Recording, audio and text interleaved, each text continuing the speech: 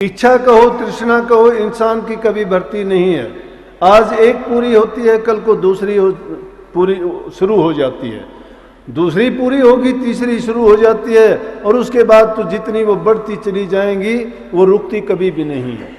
इसलिए संतों ने इंसान को वो रास्ता दिखाया कि जिसके करनी करके ये अपने इस जीवन को भी अच्छी तरह से सुख शांति और प्रेम पूर्वक जीता है, और जब संसार से जाता है तो वो अपनी रूह पर आत्मा पर किसी प्रकार का वजन लेके नहीं जाता, बल्कि वो ये एक संदेश दे के जाता है कि देखो अच्छी करनी करके जो जाता है वो संसार से कभी बंधता नहीं है। जिस प्रकार से कमल का फूल पानी में होता है, चाहे पानी कितना भी चढ़ाते जाओ पानी के अंदर वो डूबता नहीं, पानी चढ़ता चला जाएगा, कमल का फूल ऊपर ही ऊपर चलता चला जाएगा। संतों ने इसी प्रकार को जीवन को जीना होता है, यही संदेश देना होता है कि जिस संसार में तो संसार के पदार्थ और संसार के दूसरी चीजें और उनकी चाह कितनी भी क्यों न बढ़ती रहो, लेकिन उनमें रह के भी तुम उनको अपने आप से ऊपर रखो। जब संसार में रहते हैं, संसार के हम हैं, और जितनी जरूरत के मुताबिक अगर संसार की चीज़ों को पदार्थों को भोगते हैं और उनके हम गुलाम नहीं बनते, उनमें अपना मन नहीं देते हैं, मन को अलग रख लेते हैं। संत यही कहते हैं कि तुम्हारा तन है वो दे दो, संसार को कोई बात नहीं, तुम्हारा धन है वो दे दो, संसार को दे दो, परिवार को दे दो, कोई बात नहीं, कुछ नहीं जाता तुम्हारा उससे। लेकिन अगर तुमने किसी को मन दे दिया तो मन देने के बाद में तुम्हें बहुत कष्ट होगा। क्यों कष्ट होगा? कि जिसको मन देते हैं उसने तुम्हारा साथ नहीं निभाना है। जो साथ कोई चीज निभाती नहीं है और जब वो हमसे जुदा होती है तो उसका दुख होगा, या उसके बदले में हम कुछ उनसे अपेक्षा कर लेते हैं। जिस प्रकार से हम संतान को पैदा करते हैं तो अपेक्षा करते हैं कि ये बड़ा होके हमारा जब बुढ़ापा होगा हमें सुख देंगे, ये हमारे खानदान का नाम ऊंचा करेगा, या हमारी सहारा बनेगा, या ये ऊंचे पद को प्राप्त करेगा और संसार में ख्याति प्राप्त करेगा। ये उस माँ बाप का सपना होता है, तो उसने उससे अपेक्षाएं बांध ली हैं। जब वो अपेक्षाएं उसकी पूरी नहीं होती हैं तो दुख में बदल जाती हैं। लेकिन अगर इसको सही रूप में देखते हैं और जब आवश्यकता पड़ती है तो ये सारा का सारा नज़ारा बदला हुआ नजर आता है। इसलिए संतों की शरण में जाने से जीव का अज्ञान मिटता है। क्यों मिटता है? कि संत एक ही चीज कहते हैं कि हमेशा अगर जिंदा रहना चाहते हो तो मौत को याद रखो। जो इंसान मौत को याद रखता है वो कभी बुरा काम नहीं करता है, वो कभी पाप कर्म में नहीं पचता है, अपने जीवन को व्यर्था की चीजों में लगा के इसको बर्बाद नहीं करता, समय को खोता नहीं, बल्कि एक एक पल का पूरा पूरा लाभ उठाता है। जिसके लिए संतों ने कही कि पल पल में नाम सुमर, सांस सांस में। खाली सांस अगर खोते हो तो समझो कि आप अपना ही नुकसान करते हो। जिस प्रकार से गाफिल आदमी अपने ही पैर पे कुल्हाड़ा मार लेता है। कही है कबीर साहब ने कि मौत बिसारी बावरे अचरज किया कौन, पांव कुल्हाड़ा मारिया। अपने आप पर पांव कुल्हाड़ा मार लिया कि तुमने अचरज किया। कौन सा अचरज किया जिसने मौत बिसार दी? क्योंकि तन माटी मिल जाएगा जो आटे में नोन। जिस प्रकार से नमक आटे के अंदर समा जाता है, मिल जाता है, उसी प्रकार से हमारा जीवन भी ये देह रूप तो मिट्टी में मिल जाएगी, हवा हवा में मिल जाएगी। ये पांच तत्व का जो एक जगह पर इकट्ठा होकर कोई स्वरूप धारण कर रखा है हमने, ये तत्व सारे के सारे विसर्जन होके मिट्टी, मिट्टी में जल, जल में वायु, वायु में अग्नि, अग्नि में आकाश तत्व जाके आकाश में समा जाएगा। है क्या? जो चीज थी वो कर्म के बोझ के तले दब जाती है। जो जैसा कर्म संसार में करता है वैसा ही उसको फल भोगना पड़ता है। लेकिन उसके स्वरूप को हम फिर भी नहीं समझते। इसलिए संत लोग कहते हैं कि मौत को याद रखो। जब मौत को याद रखोगे तो तुम कभी किसी का बुरा नहीं करोगे, क्योंकि जब मौत के दुख को जानते हैं कि चंद दिन का जीना है संसार में, और इस थोड़े जीवन में क्यों किसी का करते हैं? अगर जो भी हमें करना है तो क्यों ना अच्छा काम करें। इसलिए परोपकार करना चाहिए, दूसरे की सेवा करनी चाहिए, दुख दर्द में उसकी सहायता करनी चाहिए। उसकी सहायता करने से हमारे दिल के अंदर प्यार पैदा होता है, आत्मीयता जागृत होती है। जब प्यार और आत्मीयता जीवों के प्रति आती है, संतों ने सबने कहा है कि अहिंसा परमो धर्म, अहिंसा ही सबसे मुख्य धर्म है। रामायण में भी कहा है पर हित समान धर्म नहीं कोई। अरे दूसरे के हित करने के समान कोई धर्म ही नहीं है। लेकिन हम दूसरे का हित नहीं चाहते, हम तो सिर्फ ये चाहते हैं कि हम जिंदा रहें और दूसरा इस संसार में कोई रहे या ना रहे, या किसी को भी कुछ भी कष्ट और दुख हो, हमें उससे क्या लेना देना। ये अलग बात है कि जीव ने जिसने जो कर्म किए हैं वो अपने कर्म का लेखा जोखा देगा, लेकिन हमें अपनी तरफ से जो कर्म करने की आज़ादी दी गई है उस कर्म में अच्छा करने की आदत डालनी चाहिए। अगर हम किसी का अच्छा करते हैं तो हमें उसका परिणाम कभी भी बुरा नहीं मिल सकता। मैं तो बार बार ये कहा करता हूँ, कभी भी अच्छा करके तुम ये मत सोचा करो कि तुम्हारा कोई बुरा कर देगा, तुम्हारा बुरा हो जाएगा। लेकिन बुरा करके भी आप कभी ये ना सोचना कि तुम्हारा अच्छा हो जाएगा।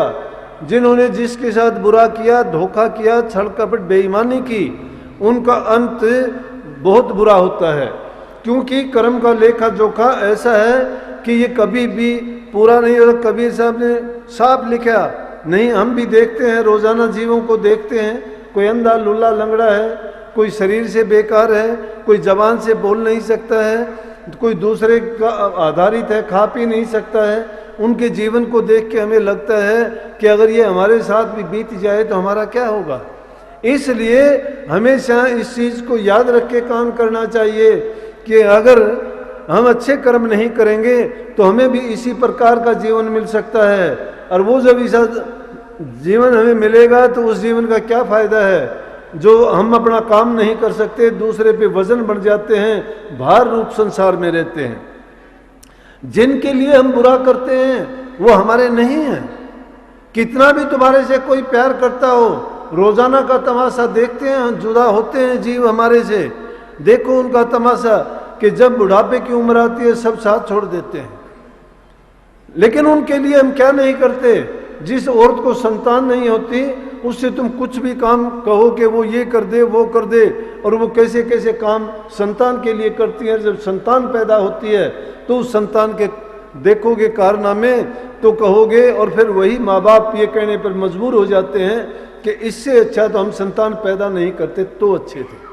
लेकिन नहीं लगता, क्योंकि संसार में स्पर्धा लगी हुई है। एक दूसरे को देख के हमें ये लगता है कि मैं इससे कम क्यों रहूं, लेकिन अच्छाई के लिए नहीं करते प्रयास। अगर अच्छे काम के लिए प्रयास करें और उनसे हम अपनी तुलना करके फिर देखें कि वो इंसान अच्छा करता है, हम उससे भी अच्छा क्यों ना करें। संतों ने इसीलिए जीवों को वो रास्ता दिखाया है कि जाहिर में तो देखने में जरूर कष्ट देगा, लेकिन अब उसका परिणाम बड़ा सुख होगा। हमें जो चीज़ें मिली हैं ये इसलिए नहीं मिली थी कि हम इनसे कोई बुरे कर्म करें, किसी को कष्ट दें, या उनसे कोई ऐसा कर्म करके जाएं कि जिससे बार बार भोगने के लिए संसार में हम आए और दुखों को भोगते हुए जाए। शिकायत करें, फिर शिकायत करते हैं कि मुझे ये काम क्यों करना पड़ा, क्योंकि हमें याद नहीं है। हमें याद नहीं हम क्या करके आए हैं, किस योनि से आए हैं, और हमारा किस किस का हमारे सिर पर कर्जा है और उसको हम कैसे देंगे। लेकिन जब हमें बताने वाला होता है तब भी हम नहीं समझते हैं, क्योंकि जो बात हम अपने इन आँखों से, इन ज्ञान इंद्रियों से, कर्म इंद्रियों से स्वयं नहीं देख लेते, नहीं जांच लेते, ये बाहरी चीज़ हैं, हम उस पर इतबार नहीं करते। इतबार कब करते हैं, जब वो घटित हो जाता है। लेकिन संतों ने तो साफ कहा है, वो कहते हैं तुम बाहर की आंखों से देख के जो बात करते हो ये नहीं, हम तो वो अनुभव की बात बताते हैं जो हमने देखी है, जो हमने 3 काल में देखी हैं। इस जीव के कर्मों को निरख्या परख्या है, और वो करने के बाद में, देखने के बाद में इन जीवों को सही रास्ता दिखाते हैं, परंतु जीव भटक जाते हैं। हम एक दूसरे संतों की भाषा अगर सुनोगे, एक बार बुल्ले शाह को कहने लगे, बुल्ले शाह अच्छे खाते पीते ऊंचे खानदान का था और अपने टाइम में बहुत ऊंचे फकीर हुए हैं, तो उनसे एक कोई कहने लगा कि तेरी ये गरीबी की हालत है, तूने क्या सुख पाया है राम नाम में, तुम इधर से उधर ऐसे भागा फिरता है, कोई तुझे सुख नहीं, कोई तेरी इच्छा नहीं, कोई तेरा भला नहीं। अरे संतों की जो दौलत बख्शी हुई होती है उसको दुनियादारी के लोग क्या जानते हैं? जिन्होंने उस दौलत को पहचान लिया, जान लिया, वो जानते हैं उसका सुख क्या है। वो अंतर का सुख है। पूंजी तो सभी लेके आए, हम सौदागर बन के आए संसार में, लेकिन हम उस बाजार के बाहर से ही चक्कर काट के चले जाते, अंदर में प्रवेश नहीं करते। अगर उस हीरे और जवाहरात की दुकान को ढूंढना चाहते हो तो शहर के अंदर ही नहीं होती कीमती चीज की। इसीलिए हमारे अंदर भी जो वस्तु छिपी हुई है वो यहाँ नहीं है, उसके लिए बड़े कष्ट उठाने पड़ेंगे, अंदर में जाना पड़ेगा, आध्यात्मिकता के दर्जों को तय करना पड़ेगा धीरे धीरे करके। लेकिन मैं तो बात दूसरी थी, बुल्ले शाह जी कहने लगे क्या तू अल्लाह अल्लाह रब रब खुदा खुदा के गीत गाता रहता है, तेरे 2 टाइम की तेरे पास रोटियां नहीं हैं। कहने लगा बुल्ले शाह कि मैंने तो दुनिया को देखा है, परखा है, और बहुत करीब से देखा है, बहुत अच्छी तरह से देखा है। और कैसे देखा है सुनो। कहने लगे कि चढ़ते सूरज ढलते देखे, बुझते दीपक जलते देखे, जिसका कोई वारिस नहीं वो पुत्र भी पढ़ते देखे, जिन हाथ मेर रब दी होई वो जल ऊपर मन तरते देखे, लोग की कहते दाल नहीं गलदी मैं तो पत्थर गलदे देखे। कोई पैरों ते नंगे फिरदे, कोई सिर ते ढूंढे छावा, मैं सब कुछ मैनू सतगुरु दीता, मैं क्यों ना गुण गावा। अरे उसने सब कुछ बख्शा, इससे ज्यादा और क्या बख्शेगा। मनुष्य से सुंदर शरीर किसी को नहीं मिलता, और फिर भी हम उसको भूल जाते हैं। इतने हम जिसने इतने गुण कर रखे इस सुंदर शरीर से, चलना फिरना सोचना, मति बुद्धि ज्ञान विवेक, कितनी ज्ञान इंद्री कर्मेंद्री, जिनके करने से हम बड़े से बड़े काम करते हैं, सब चीज़ों को समझते जानते हैं। अनेक प्रकार के जो भी चीज़ें हमें ज़रूरत होती है नए नए आविष्कार कर लेते हैं। किसने दी है? जिसने दी उसका कभी गुणगान करते हैं क्या? कभी उसको याद करते हैं? उसके लिए तो हमें इतनी सुस्ती और इतनी वो दिखाते हैं कि बहाने लगा लगा के कहते हैं आज नहीं कल, कल नहीं परसों, झूठे से भी नहीं करते। परमात्मा की तो ऐसी दया है जीव पर कि अगर ये झूठ से कपट से भी अगर उनको याद करता है तो भी वो इसको बख्शते रहते हैं। भूल इंसान से हो जाती है, मानते हैं, लेकिन जब जगाने वाला भी आता है और उसकी बातों को भी नहीं मानते हैं, फिर वो उस इंसान का कौन सहायक होगा और कौन उसको बचाएगा। इसलिए मैं तो बताऊं आपको, जो जिंदगी जी वो जिंदगी पीछे की जिंदगी थी, वो खुद की जिंदगी थी। लेकिन जब से संत सतगुरु की शरण में आया, मैंने अपने आप को अर्पण कर दिया था। जो भी भला होता बुरा होता सतगुरु के अर्पण करता चलता, लेकिन कभी भी मैंने अपने मन से ये बात नहीं चाही। ना मैंने कोई धोखा किया, ना मैंने कोई छल कपट किया। अगर किसी से किया हो तो बहुत से साथ के अब भी हैं, वो बता सकते हैं। मैं अगर ना किसी को दुख देना चाहता हूँ, लेकिन मुझे अगर कोई देना चाहता है तो उसकी मर्जी है, लेकिन उसको उसके बदले में अपने आप मिल जाएगा। मैं उसको कुछ नहीं, मैं तो अगर कोई दे भी गा तो भी मैं सतगुरु से कहता हूँ जीव को माफ कर दे, क्योंकि मैं जो काम करता हूँ और आपसे करवाना चाहता हूँ तो किसका काम है? सतगुरु का काम है, मेरा काम तो है नहीं। क्योंकि ना तो मैं ज्ञानी, ना मैं समझवार, जो कुछ है वो सतगुरु का दिया हुआ है। जो दौलत उन्होंने मुझे बख्शी है उसी कारण आप लोग मेरे से प्यार करते हो। जो मेरे पास प्यार का खजाना उन्होंने बख्शा था वही मैं आपको देता हूँ। मैं तो कंगाल, भूखा, गरीब और कर्म से हीन, रूपहीन, कर्महीन, भागहीन, धर्महीन कुछ भी तो नहीं।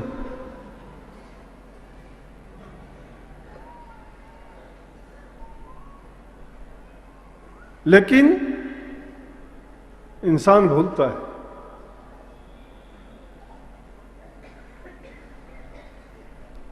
छोटे से सुख के कारण, थोड़े से लालच के कारण वफादारी बदल देते हैं। संसार की चीजों को सत्य मान के अपने दीन ईमान धर्म को डुबो लेते हैं। भक्ति के मार्ग में ये चीजें नहीं चलती। कितने दिन के लिए धोखा करोगे? कितने दिन के लिए छल कपट बेईमानी करोगे? कितने दिन के लिए चालाकियां करोगे? जिंदगी में किसी के साथ गई नहीं। ये 2 दिन के जीवन के लिए क्या इतराना है? अगर इतराने वाली चीज है तो जो कुछ करते हो सतगुरु के अर्पण करते चलो, सतगुरु संभाल करेगा। मेरी जो संभाल की है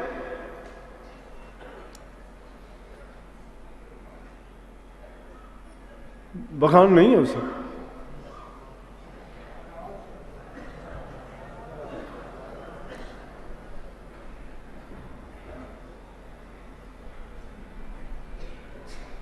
इसलिए हमें कृतज्ञ होना चाहिए।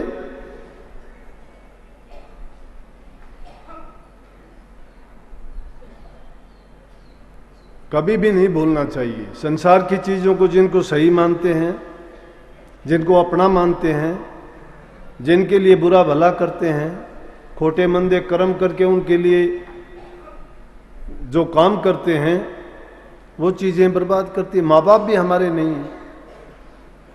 कहानी याद आती है, एक राजा की संतान नहीं थी, बड़ी कोशिश की। इंसान सोचता है, चाहता है, उसकी चाहनाएं यही होती हैं। राजा ने सोचा कि राज्य का कोई वारिस नहीं है, ज्योतिषियों को, पंडितों को बुलाया और बुला के कहने लगा कि देखो कोई संतान का योग है कि नहीं। ज्योतिषियों ने, पंडितों ने अपनी ज्योतिष विद्या से सब देख के कहने लगे कि आपको तो 7 जन्म भी संतान का योग नहीं है। कहने लगे कोई तरीका ऐसा है जिससे हो। उन्होंने सोच के कहा कि आप किसी देवता की पूजा करो। अब काफी लोग कह देते हैं कि देवी देवताओं की पूजा हम नहीं करते। किसने आप लोगों को मना किया है? हम कभी किसी को नहीं कहते ना करो। देवता का मतलब देने वाला होता है। लक्ष्मी की पूजा करोगे, धन देगी। किसी दूसरी पे देवता की पूजा करोगे, जो जिस चीज का देवता है आपको देगा। कोई शक्ति देगा, कोई धन देगा, कोई साहस देगा, कोई बल देगा, कोई आपको कुछ देगा, कोई लंबी उम्र देगा, कोई रोग दोष से मुक्त करेगा। देवता है वो। देवता का मतलब देने वाले। संसार की चीजें देंगे आपको। बताया कि जी आप देवी मां की पूजा करो और उसकी बलि चढ़ाओ। बलि के बदले में आपकी संतान हो जाएगी। राजा ने कहा तो ये तो आसान काम है, मैं राजा हूं, बहुत से लोग अपराध करने वाले आते हैं, किसी को सजाए मौत मिलेगी, उसको उसके बदले में देवी को भेंट चढ़ा देंगे और हमें संतान मिल जाएगी। लेकिन ऐसा नहीं कहने लगे, इस तरह से नहीं। आप राजा हो, कोई अच्छे ढंग से ऐसे बच्चे को लेके आओ जो किसी प्रकार के कर्म का बोझ ना हो। ढूंढते ढूंढाते उन्होंने एक ऐसे परिवार को देखा जिसमें 5-6 लड़के थे। अब भक्ति की बात बताता हूं जिसमें सारी चीजें आ जाएंगी। उस परिवार में जाके पूछा कि तेरे 5-6 लड़के हैं, एक लड़का दे दो, राजा को जरूरत है, और उसके बदले में जो मर्जी जितना धन चाहिए हम आपको धन मुहैया करवा देंगे। तो उनमें से क्या किया कि उनके 5 लड़के थे, घर में काम करते थे, रोजगार करते थे, अपने कारोबार में सब मस्त थे। एक लड़का था जो काम नहीं करता था, वो संतों के सत्संग में जाता, सेवा करता, उन्हीं के पास ज़्यादा समय व्यतीत करता था। तो घर वाले उसको सोचते थे बेकार है। अब दुनियादारी की ये चीज़ है, जो संतों की शरण में गया, भक्ति के मार्ग पर लग गया, जो जीव के अपने कल्याण के रास्ते पर चला है, उसको सोचते हैं ये हमारे लिए बेकार है। ये जिस रास्ते पर चलता है वो रास्ता किसी काम का नहीं है। जब आप भक्ति के रास्ते पे चलते हो तो लोग आपका मजाक उड़ाते हैं कि ये भी, इसने भी गुरु धारण कर लिया, इसने भी नाम ले लिया, ये भी अब भगत बन गया। कब से भगत बन गया? इन हालतों से मैं गुजरा हूँ। मेरे साथ के ही लोग मुझे कहते थे कि अब न बोला ये भगत बन गया, अब ये मोड़ा बन गया, अब इसने घर को छोड़ दिया। और कुछ का कुछ कहती थी, मेरे घरवाली से कहती थी कि मोड़ा बन गया तेरा घरवाला। तो अब ये समझते नहीं कि मोटा है क्या, अब ये नहीं सोचते संतों की लाइन क्या है। संतों ने तो अगत और जगत दोनों बढ़ाते हैं। गृहस्थ और गृहस्थ को त्याग के भी रह सकते हैं, गृहस्थ में ही आदमी वानप्रस्थ बन के रह सकता है। संतों ने यही तो भेद खोल दिया। अब उसको उन्होंने बेकार समझ के कहने लगे कि राजा को हम एक लड़का दे देंगे, है हमारे पास ऐसा लड़का। उस लड़के को उन्होंने दे दिया, राजा से मुंह मांगी दौलत लेके आ गए, लेकिन लड़के को भी पता लग गया तुझे क्यों दे के आए। परंतु जिसको संतों की शरण में जाता है, संतों के वचन तो अगर आदमी गलती से भूल से भी एक कान में पड़ जाए और वो याद रह जाए तो वो भी किसी वक्त में उनके काम आता है। संतों के वचन बेशकीमती होते हैं, उनकी कोई कीमत नहीं होती। लेकिन ये तो हम मूर्ख हैं कि जब वो वचन निकलते हैं तो हम कान बंद करके बैठे रहते हैं। ये कान तो हमारे खुले होते हैं, देह रूप में तो हम हाजिर होते हैं, लेकिन मानसिक रूप से हम कई बार होते हैं, मन में और ही कुछ चल रहा होता है। संतों की बात अगर पूरी तवज्जो के साथ अगर सुनी जाए और जिंदगी में उतार ली जाए तो मैं कहता हूँ कि जीवन उसके साथ साथ संवरता चला जाएगा, अवगुण दूर होते चले जाएंगे और गुणों का भंडार बढ़ता चला जाएगा। संतों की शरण में गया था, वो निश्चिंत था, घबराता नहीं। क्यों? कि उसको ये समझ आ चुकी थी कि मेरा जो कर्म है, जो मेरे कर्म में लिखा है, उसको कोई मेट नहीं सकता। और संतों की सेवा की हुई कभी व्यर्था नहीं जा सकती। कबीर साहब ने कबीर कमाई अपनी व्यर्था कभी ने जा, चार जुग चाहे पलट जाए फिर मिलेगी आ। कमाई कैसी भी हो, भली हो बुरी हो, चाहे चारों युग पलट जाओ फिर भी वो जीव के साथ चलेगी, उसको भोगनी पड़ेगी। राजा के पास गया, राजा ने उसकी पूरी तैयारी कर ली, लेकिन जब आखिरी वक्त होता है तो जीव से पूछ लेते हैं। राजा उससे खूब खिलाया पिलाया, नहलाया धुलाया, और जब वो टाइम आया, जब तक उसने खूब आराम से वो रहा, कोई उसके चेहरे पर चिंता नहीं थी। राजा उसको कहने लगा कि भाई तेरी कोई इच्छा है क्या? क्योंकि मरने से पहले, जीव की फांसी तोड़ने से पहले भी कहते हैं कि पूछा जाता है कि अगर तेरी कोई आखिरी तमन्ना हो, इच्छा हो तो बताओ, और जहाँ तक संभव होता है पूरी करने की कोशिश करते हैं। उससे भी जब पूछा गया तो उसने कहा कि मेरी एक ही इच्छा है कि मुझे पहले नदी में स्नान करवा दिया जाए। राजा ने नौकरों को साथ भेज दिया, कहने लगे इसका ख्याल पूरी मुस्तैदी से करना है, कभी और कोई घटना ना कर ले। ये साथ लेके गए, नदी में उसने खूब स्नान किया। स्नान करने के बाद में बाहर आया, बाहर आने के बाद में जो किनारे की मिट्टी थी उससे मिट्टी उठा उठा के उसने 4 मिट्टी के ढेरी बनाई। साथ में ही राजा का महल था, राजा भी उसके ऊपर से देखता था कि ये क्या तमन्ना हुई कि मैं नहर में नहाना चाहता हूँ, नदी में नहाना चाहता हूँ। नहर ने तो नदी के किनारे उसने 4 मिट्टी की ढेरियाँ बनाई, और 4 ढेरियाँ बना के वो भी देखते रहे और राजा भी ऊपर से देखता रहा। उसने पहली ढेरी को तोड़ दिया, फिर दूसरी ढेरी की तरफ देखा, उसने उसको भी तोड़ दिया, फिर उसने तीसरी ढेरी की तरफ देखा, उसको भी तोड़ दिया, चौथी ढेरी को देखता रहा, और फिर आखिर में उसको छोड़ के कहने लगा चलो। वो ये सारा कोतक देख के उसको लेके आगे। राजा ने उनसे पूछा कि इसने क्या किया? कहने लगे जी स्नान करने के बाद में बाहर आया, बाहर आने के बाद मिट्टी की 4 ढेरियां बनाई और इसने उनको धीरे धीरे करके तोड़ दिया, लेकिन एक को इसने नहीं तोड़ा। बोला ठीक। कहने लगे यहां बेटा। बोला कि तुझे पता है आज तेरे साथ क्या होना? कहने लगा पता है, मुझे देवी के भेंट चढ़ाया जाएगा। बोला तू डरता नहीं? बोला डरता किस लिए, एक दिन तो सबको आना है, 2 दिन पहले या 2 दिन बाद में। संतों के संग में रहने के कारण, वचन सुनने के कारण उसको ये ज्ञान था कि आदमी जब तक उसका मालिक राजी है उसका कोई बाड़ भी बाका नहीं कर सकता, और उस मालिक की दया का, सतगुरु रजा का पता नहीं क्या से क्या करवा दे। इसीलिए शब्दों में भी गाते हैं ना कि गुरु मेहर करे तो कागों से हंस बना दे। कागों से कुर्डी छुटवा के मानसरोवर पर ले जाके गुरु मोती सच्चे चुगा दे। गुरु मेहर करे तो कागों से हंस बना दे। सतगुरु की जब माया फिर जाती है तो एक पल नहीं लगती कि काग भी हंस बन के उड़ने लगता है। लेकिन उस सदगुरु की दया को, मौज को समझता कौन है? वो तो समझते हैं ये बात मिथ्या है, क्योंकि उनके दिल में खुद की सच्चाई नहीं, तो वो सत्य बात को मिथ्या ही मानेंगे। उनके दिल में खुद को अगर सच्चाई होती तो वो मानेंगे। संतों के वचन को संतों के शिष्य ही सत्य मानते हैं, क्योंकि उनको समझ है